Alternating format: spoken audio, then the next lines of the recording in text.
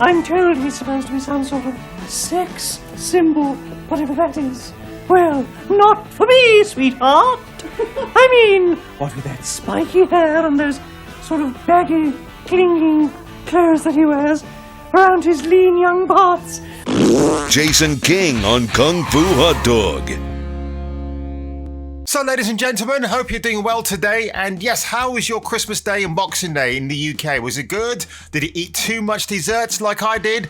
Yep, I'm going to stay away from sweets for hopefully a week or two, purge my stomach of that bad stuff, and just eat more of the good stuff. So, one of the films I decided to watch on Netflix was Don't Look Up. Not to be confused with Don't Look Now with Donald Sutherland and Julie Christie. And that scene that we won't ever talk about here. But Don't Look Up is interesting because it's directed by Adam Mckay, the man who did The Big Short, really good film, and the Anchorman movies. And I was kind of interested to see what reception this film will get. Not surprisingly, and I'll go into that in a very short while, Rotten Tomatoes, especially the film critic side of things, they did not like this film at all. And I'm here to say they are completely wrong because, as usual, it's mainstream media that actually doesn't get the joke is actually on them. So the premise is, and if you've seen the trailer, I would say to you, don't actually watch the trailer, go straight into the movie, then come back to the trailer afterward, because the trailer does actually give away quite a few things, so I was pleasantly surprised. Now, if you don't want to know any hints or anything as such about this movie, do not watch this review until you watch the film, which is on Netflix. Now, what really blew my mind about this cast list is that it's a Netflix film. It's not even a mainstream movie at your local cinema. You got Leonardo DiCaprio, Jennifer Lawrence, Cate Blanchett, Tyler Perry, Mark Rylance, Jonah Hill, Michael Chiklis, Timothy Chalamet, the list, and Rob Morgan, Turk from Daredevil. This is a great cast. Now, I've got to say, the only person who was very, very underutilized in this movie was Michael Chiklis. Like, God, this is the guy who was in The Shield for 7 seasons, and you don't even give him, a really good part? Come on, Adam Mckay. You could have done a lot better than that, mate. But honestly, the premise is really, really cool. It is taking the whole theme of the disaster movie, but making it more up-to-date and more relevant from a political point of view, because Adam McKay is one of these guys. He kind of takes the basic template of something that we know and love and just turns it on his head. So in this case, he's kind of mocking the whole disaster movie by putting it in a real life situation. Basically, in the first 10 minutes of the film, right, Jennifer Lawrence, oh gosh, let's talk about Jennifer Lawrence quickly. Now, this woman was on the crest of a wave, man. She was just she was up there. Everybody liked her. She was the darling of Hollywood. And then those photos were exposed.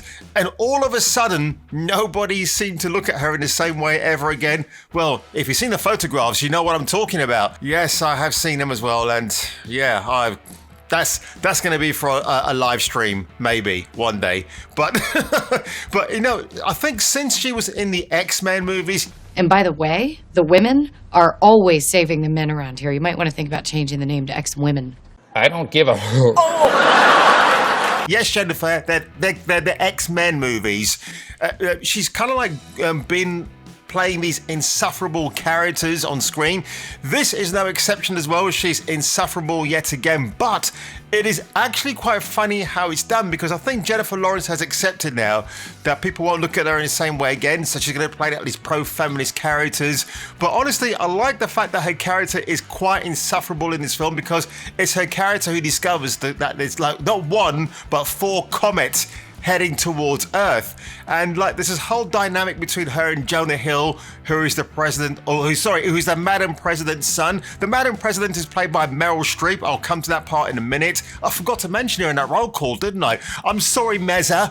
But yeah, so Jonah Hill likes to poke fun at Jennifer Lawrence's character all the way through the film. It is really pretty funny, actually. So they could have made it really ham-fisted that she's the most powerful female and she knows that what she says is correct. Yes, she does know that she's correct, but she can't seem to get that message across because she's overshadowed by Leonardo DiCaprio.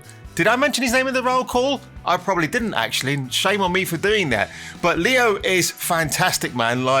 He's the star of the movie, right? I mean, he's got the best monologue, the best lines. He's clearly putting a bit of weight for the role, which kind of makes sense. But Leo, man, like, this guy just keeps on delivering the hits. He is awesome. And what I liked about this film, why I recommend you should watch this movie, because it really pokes fun at mainstream media. Because think about the pandemic, right? When this was all taking off, like the UK government, they were just taking long to delay things because once they started to take evasive or affirmative action, the one thing that will look good for them later on down the line is how they managed to get the numbers down. And it's all done from an algorithmic political point of view to make yourself more popular in the political mainstream. That's what it's all about. And that's what this film does poke fun at. It really takes the piss out of the media's attitude towards an impending disaster. So I guess in real life, if we knew that comets were coming towards Earth to destroy it, nobody would believe it. And it'll be like Meryl Streep's president of the USA, where she's a real sociopath. Because at first I didn't quite figure out why she was acting the way she was, but it's all to do with the midterm elections, and this whole disaster will make her look really, really good in the eyes of the public. So again, they even call out virtue signaling and SJW nonsense in this movie, because if the comet head towards Earth and reform the Earth, all that nonsense will be over and done with, which I like the idea of. Kind of gives me an idea of who Adam McKay actually is. I could be wrong about that, but that's where I see this film is trying to highlight its points. And the cast are really great. Everybody, like I said, apart from Chiklis, gets to have their few moments. Ron Perlman, he plays like this cool uber alpha male, and some of the stuff he comes out with, I mean, I was just cracking up. I thought, wow, only Ron Perlman can get away and say that stuff. It's just hilarious. Cate Blanchett, I think for the second time now since Thor Ragnarok, she really plays against type, and she really gets to show how, hot she is. I was like, wow, man, damn. You're like, you've got to do it. It's cool. But let's go over to the Rotten Tomato critics here, because I just thought, honestly, like, what the F were these guys watching? Because it ain't the same film I was watching. So Tim Brayton from The Alternate Ending, Mckay Has It Made, is inescapably clear that no matter who you are, he is serenely confident that he is much smarter than you are. Well, clearly, Tim, he is smarter than you are, because I clearly understood where Mckay was coming from. Pablo Velacqua, the film raises a fundamental question.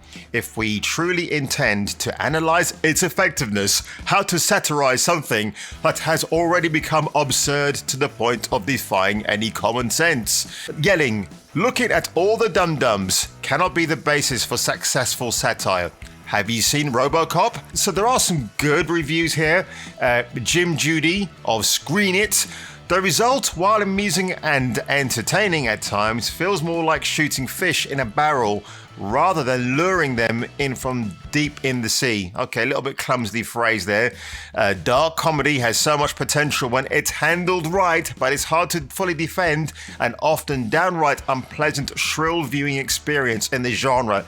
Totally disagree with that. There's nothing shrill about it at all. I would say at 2 hours and 18 minutes, yeah, it feels a bit long, but honestly, it just flies through really, really quickly. And, you get some really fantastic performances. I would only say the misfire of the entire movie is Ariana Grande. I think she's actually just playing a version of herself. So if she is, she's an even bigger douchebag than I imagined. And there's a bit of a cringy song and dance routine with her towards the final act of the movie. I get why they were doing it, and it kind of makes the whole thing an ironic tongue piece. But honestly, you could have not had Ariana Grande in this at all, and this film would have been better for it. So, folks, Don't Look Up on Netflix right now. Give it a look. It's the #1 film at the moment on that channel. It might get nominated for Oscars because, like I said, everybody in the film is brilliant. Mark Rylance, who plays like this Elon Musk come Bill Gates come Steve Jobs sort of dude, his performance is very peculiar, but when you kind of get under the nuances of what he's doing, is actually more absurd than you give him credit for. So on that one, folks, if you enjoyed this quick afterthoughts special today, give it a like, smack that subscribe button right in the nads, and I'll catch you on my next review.